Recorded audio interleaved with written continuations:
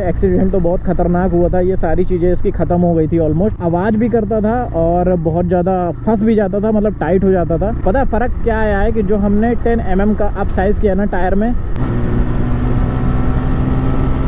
So hello everyone, welcome back to our YouTube channel. And आज के video में हमारे साथ है TVS राइडर 125। और ये वाली जो आप गाड़ी देख रहे हो ना, ये 2 साल पुरानी गाड़ी है, मतलब 2 साल से थोड़े 1-2 महीने ज़्यादा हो गए होंगे। और ये गाड़ी जो है ना 25,000 किलोमीटर कंप्लीट हो चुकी है। बहुत सारी जर्नीज़ इसने कंप्लीट की है। तो आज के इस वीडियो में आपको मैं टोटल देने वाला हूँ कि 25,000 किलोमीटर चलने के बाद राइडर 125 की परफॉर्मेंस कैसी रहती है, और ओवरऑल हमने इस मोटरसाइकिल में कितने पार्ट्स चेंज किए हैं, और करंट में ये मोटरसाइकिल किस तरह से चल रही है, कैसा इसका ब्रेकिंग है और कैसा इसका इंजन का परफॉर्मेंस है। तो सबसे पहले मैं आपको मोटरसाइकिल दिखा देता हूँ कि ये मोटरसाइकिल दिखती कैसी है। तो फ्रंट से आप देख लो और मैं साइड का दिखा देता हूँ। देखो, ये गाड़ी ना हमने रैप की थी। वो क्यों की थी? क्योंकि इसका जो ब्लू कलर था वो ज़्यादा अच्छा नहीं लगता था, इसलिए हमने इसको मेटालिक मैट ब्लू में रैप किया था। अंकित भाई की गाड़ी है और गाड़ी की आप कंडीशन देख लो, कुछ इस तरह की है। काफ़ी सारे मॉडिफिकेशन भी इसमें हमने किए हैं। TVS रेसिंग लिखा हुआ है और राइडर का रिम टेप इस पर लगा हुआ है, ठीक है। और यहाँ पर इसका ये है एग्जॉस्ट, और ये इसका पीछे का लुक है। तो आप देख सकते हो गाड़ी की जो कंडीशन है ना, वो बहुत ही टॉप नॉच रखी गई है। एक तरह से कह सकते हो स्क्रैचलेस एकदम कंडीशन है, किसी भी तरह की कोई मतलब उस तरह की गंदे तरीके से नहीं इसको चलाई गई है। और मॉडिफिकेशन के बारे में बात करें तो यहाँ पर हमने इसमें एक्स्ट्रा लाइट्स लगाई थी, क्योंकि इसकी जो लाइट है वो ज़्यादा अच्छी नहीं चलती है। और इसके साथ साथ जो फ़ोन माउंट वगैरह जो कॉमन मॉडिफिकेशन होती है वो करवाई थी। और मैं आपको इसका मीटर दिखा देता हूँ कि ये कितना किलोमीटर चली हुई है। तो ये जो है 17,047 किलोमीटर चली हुई है। और आप सोच रहे होंगे कि भैया आप तो बता रहे थे कि 25,000 किलोमीटर चली, और मैं बताना चाहूँगा इस गाड़ी का एक बार एक्सीडेंट हुआ था। तो यहाँ से ये पूरी गाड़ी रिम के साथ और इसके जो सस्पेंशन है और ये सारी चीज़ें, ये पूरा ख़त्म हो गया था, मतलब टूट गया था। तो ये चेंज हुआ है इंक्लूडिंग मीटर। तो पुराना वाला जो मीटर था वो हमारा 8,000 किलोमीटर चला हुआ था और ये वाला 17,000 चला हुआ है। तो यानी कि गाड़ी जो है ना हमारी टोटल 25,000 किलोमीटर चल चुकी है। तो गाइज अब सीधे चलते हैं, इस मोटरसाइकिल को चलाते हैं और देखते हैं इसकी 25,000 किलोमीटर बाद कैसी राइडिंग परफॉर्मेंस है। तो लेट्स ड्राइव इट। और इस गाड़ी को मैं मेनली पावर मोड में ही चलाने वाला हूँ, इको मोड पे नहीं चलाऊंगा। इसके फुल पोटेंशियल को हम चेक करने वाले हैं।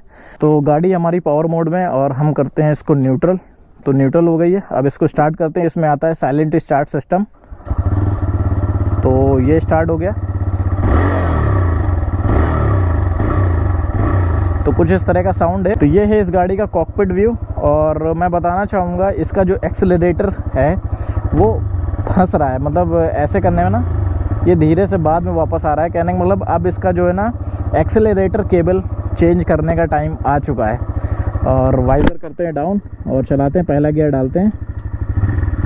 ओके,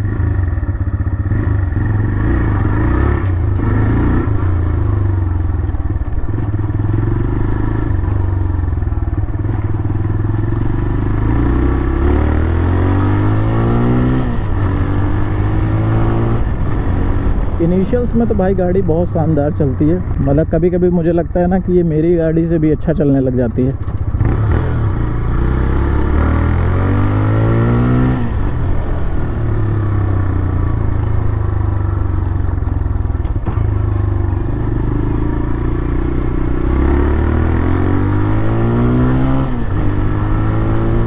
भाई जो इसका साउंड आता है ना खींचने के बाद, वो मुझे बहुत प्यारा लगता है। मतलब 125 सीसी चलाने का अगर कोई मज़ा है ना तो वो इसी गाड़ी पे है। बहुत अच्छा पिकअप है और बहुत अच्छा साउंड भी करती है, ठीक है।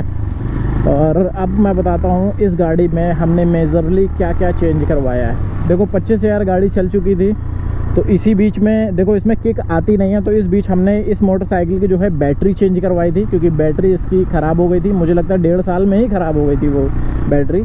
तो बैटरी हमने चेंज कराई, ठीक है। क्योंकि किक नहीं है तो ऐसा भी नहीं हो सकता कि हम केवल उसी से चला लें, क्योंकि धक्का दे के स्टार्ट करनी पड़ती है, ठीक है। और इसकी ब्रेकिंग के बारे में बात करें तो यहाँ पर फ्रंट में मिलता है डिस्क और पीछे मिलता है ड्रम ब्रेक। तो जो पीछे वाला ड्रम है ना उसको हमने चेंज करवाया था, उसके ब्रेक लेदर चेंज करवाए थे, क्योंकि वो आवाज़ भी करता था और बहुत ज़्यादा फंस भी जाता था, मतलब टाइट हो जाता था। इसलिए हमने ना उसके ब्रेक लेदर भी चेंज करवाए हैं फॉर द मैक्सिमम ब्रेकिंग। और मैं अभी आपको ब्रेकिंग टेस्ट भी करके दिखा देता हूँ कि ब्रेक कैसा लगता है, ठीक है। पीछे वाले शीशे में देखते रहना चाहिए कि भाई पीछे कौन आ रहा है, क्योंकि इस तरह के टेस्ट वगैरह करने में ना कई बार दिक्कत हो जाती है। तो गाड़ी है हमारी लगभग 60 की स्पीड में।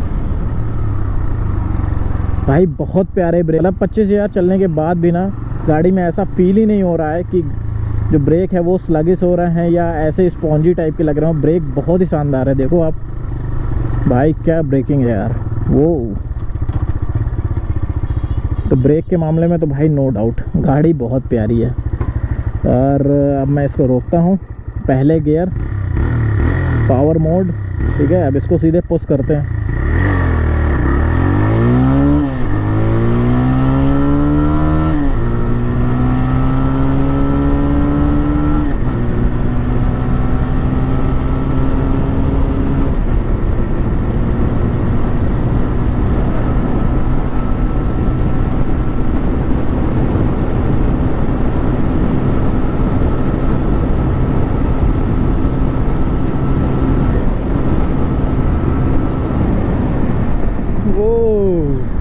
भाई परफॉर्मेंस में भी कोई दिक्कत नहीं। पता है फ़र्क क्या आया है कि जो हमने 10 mm का अप साइज़ किया ना टायर में, उसकी वजह से गाड़ी बहुत धीरे धीरे थोड़ा सा रफ्तार पकड़ रही है 80 के बाद। बाकी ओवरऑल परफॉर्मेंस बहुत प्यारी है, कोई भी इशू नहीं है। बस इस गाड़ी में पता है क्या कमी है, रिफाइनमेंट की कमी है। अगर रिफाइनमेंट और होती ना तो बहुत ज़्यादा मज़ा आ जाता। और क्लच जो है ना over the period of time ये भी हार्ड हो गया है और ये भी अब चेंज होगा, ठीक है। तो आप समझ सकते हो कि 25,000 चलने में हमने इस गाड़ी में क्या क्या चेंज करवाया है। पहला है पीछे वाला जो टायर है और पीछे वाले ब्रेक लेदर है, ठीक है। और बैटरी चेंज हुई। इसके अलावा इस मोटरसाइकिल में और कोई चेंज नहीं हुआ है। और फ्यूचर जो खर्चा आने वाला है वो है इसका एक्सीलरेटर केबल और क्लच केबल, जिसकी वजह से थोड़ा सा और स्मूथ हो जाएगी। और ओवरऑल इंजन की परफॉर्मेंस के बारे में बात करूँ तो इंजन अच्छा है, बस अगर रिफाइनमेंट और अच्छी कर देते टीवीएस वाले तो ज़्यादा अच्छा होता। और इस गाड़ी के ओवरऑल माइलेज के बारे में बात करें ना तो माइलेज इसका बहुत अच्छा है, 55-60 kmpl आराम से निकाल देती है। और जब ये गाड़ी नई थी तब मैंने इसको चेक किया था, तब इसने 62 का एवरेज निकाला था भाई। मतलब अनबिलीवेबल वाला मतलब माइलेज इसने दिया था, बहुत अच्छा लगा था। और 2 लोग हम लोग बैठ के चलाए थे और गाड़ी भी हमने मिक्स राइड कंडीशन में चलाई थी जैसे यूजुअली लोग चलाते हैं, ठीक है। और लेते हैं भाई यू टर्न, ओके। मतलब गाड़ी चलाने में ना आपको ऐसा लगेगा कि फील लाइक होम, इतनी अच्छी राइडिंग पोजीशन बन जाती है। बहुत ज़्यादा कंफर्टेबल तो नहीं कहूँगा मैं कि जैसे डीलक्स और स्प्लेंडर होती हैं, खैर उस कैटेगरी की ये मोटरसाइकिल है भी नहीं, थोड़ा स्पोर्ट्स की तरफ जाती है और ज़्यादा अपने फीचर्स के साथ जानी जाती है मोटरसाइकिल। और इसीलिए ये बेस्ट सेलिंग भी है टीवीएस कंपनी की तरफ से, ठीक है। तो ओवरऑल ना ये कंफर्टेबल भी है, आप आराम से बैठा सकते हो। और अब तो सिंगल सीट वाली भी आने लगी है, तो जिन लोगों को फैमिली में उस वाली गाड़ी से इशू होता था जिसमें स्प्लिट होते हैं जैसे मैं चला रहा हूँ, तो वो लोग सिंगल सीट को भी प्रेफर कर सकते हैं। एज सच कोई प्रॉब्लम नहीं होगी उनको। और दूसरी कमियों के बारे में जो हमने नोटिस किया है इस गाड़ी में वो है इसका मीटर। कभी कभी ना गियर नहीं बताता, जैसे अब ये 4 बता रहा है, ठीक है। मैंने बहुत पहले गियर उतार दिया था लेकिन अब ये 4 बता रहा है, आप देखो ये 5 बता रहा है। तो ये सेंस कर नहीं पाता है ज़्यादा अच्छे से। और इसका जो मीटर की जो इन्फॉर्मेशन है वो भी रॉन्ग रहती है, ज़्यादातर टाइम रॉन्ग रहती है। आप इसका चाहे रियल टाइम माइलेज ले लें या कुछ भी कह लें तो वो रॉन्ग रहता है। केवल स्पीड ये बिल्कुल कांस्टेंट बताती है, इसके अलावा जो भी सारी चीज़ें इसमें हैं जो ज़्यादातर इन्फॉर्मेशन है वो सही नहीं रहती है। इस चीज़ को आपको नोटिस करना पड़ेगा। और एक्यूरेसी की मतलब कमी है, और बाकी एज सच और कोई दिक्कत नहीं है। आप देखो मैंने 5वां लगाया तो 5वां लग गया। अभी चौथे में चल रही थी तो ये 4 और 5 के बीच में टच कर रही थी, ठीक है। गाड़ी ओल्ड हो चुकी है, इसकी वजह से भी हो सकता है, लेकिन गाड़ी में अभी तक मुझे कोई इशू नहीं लग रहा है और गाड़ी वैसे ही चल रही है, ठीक है। और बैलेंसिंग भी इसकी सही है, किसी भी तरह का कोई इशू नहीं है। और हैंडलिंग भी सही है।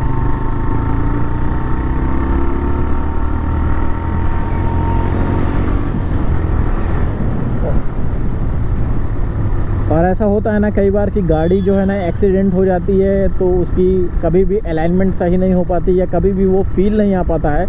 तो वो चीज़ इस गाड़ी के साथ नहीं हुई है। एक्सीडेंट तो बहुत ख़तरनाक हुआ था, ये सारी चीज़ें इसकी ख़त्म हो गई थी ऑलमोस्ट।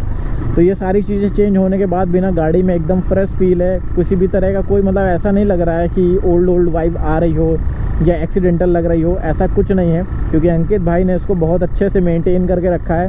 तो वो एक बढ़िया चीज़ है। और गाड़ी भाई ओवरऑल मेरे हिसाब से तो बहुत अच्छी है और बहुत अच्छा परफॉर्म भी कर रही है। एज सच कोई इशू नहीं है इस गाड़ी के साथ। और ये वाला वीडियो बनाने का मेरा मकसद केवल यही था कि जो लोग भी राइडर लेने का प्लान कर रहे हैं तो उनके लिए एक मैं रेफरेंस वीडियो बना दूं कि 25,000 किलोमीटर चलाने के बाद आपका क्या खर्च आएगा इस मोटरसाइकिल में, और 25,000 के बाद ये परफॉर्म कैसा करती है रोड में। इसलिए मैंने ये वीडियो बनाया है सिर्फ आप लोगों के लिए, ताकि आप लोगों को एक आइडिया हो जाए। ओके,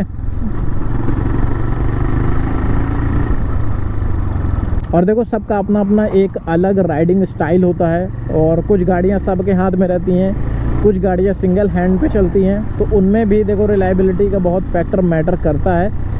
और अगर ज़्यादातर लोगों के पास गाड़ियां रहती है और रफ यूज़ होती है तो हालांकि देखो 25,000 में इतनी कम चीज़ें इसमें चेंज हुई हैं, हो सकता है दूसरी गाड़ी में बहुत सारी चीज़ें चेंज हो जाएं, क्योंकि वो हमारे ऊपर डिपेंड करता है कि हम उस मोटरसाइकिल को कैसे ट्रीट करते हैं। ठीक है,